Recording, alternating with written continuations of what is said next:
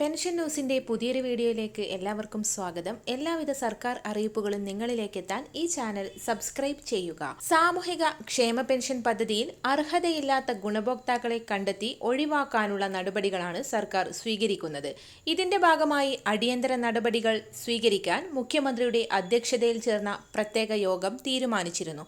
സാമൂഹിക പെൻഷൻ പദ്ധതിയിൽ ഉൾപ്പെട്ടവരുടെ ഡാറ്റ മറ്റ് സർക്കാർ ഡാറ്റകളുമായി ചേർത്ത് വെച്ച് പരിശോധിക്കാനാണ് തീരുമാനം. വാഹനം, വലിയ വീട്, വലിയ അളവിൽ ഭൂമി തുടങ്ങിയവ ഉള്ളവരെ കണ്ടെത്തി പട്ടിക തയ്യാറാക്കും. ഇതിനായി മോട്ടോർ വാഹനം, റവന്യൂ, രജിസ്ട്രേഷൻ, സിവിൽ സപ്ലൈസ് തുടങ്ങിയ വകുപ്പുകളുടെ ഡാറ്റാബേസ് പരിശോധിക്കും.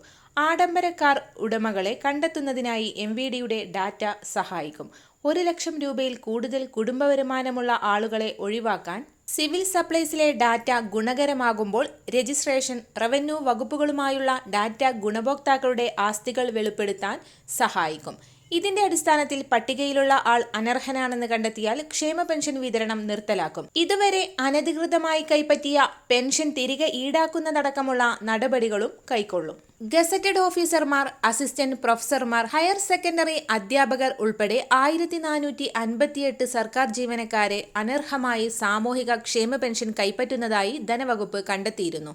തട്ടിപ്പ് കാണിച്ചവർക്കെതിരെ വകുപ്പ് തലത്തിൽ അച്ചടക്ക നടപടിയെടുക്കാൻ മുഖ്യമന്ത്രിയുടെ അധ്യക്ഷതയിൽ ചേർന്ന യോഗം തീരുമാനിച്ചിരുന്നു. കൈപ്പറ്റിയ തുക പലിശ സഹിതം തിരിച്ചടപ്പിക്കും. അനർഹർ കയറിക്കൂടാൻ സാഹചര്യമൊരുക്കിയ ഉദ്യോഗസ്ഥർക്കെതിരെയും നടപടിയെടുക്കും. തദ്ദേശ സ്വയംഭരണ സ്ഥാപന അടിസ്ഥാനത്തിൽ ക്ഷേമ പെൻഷൻകാരുടെ അർഹത വിലയിരുത്താൻ ധനവകുപ്പ് പരിശോധന തുടരാനും ആവശ്യപ്പെട്ടിട്ടുണ്ട്.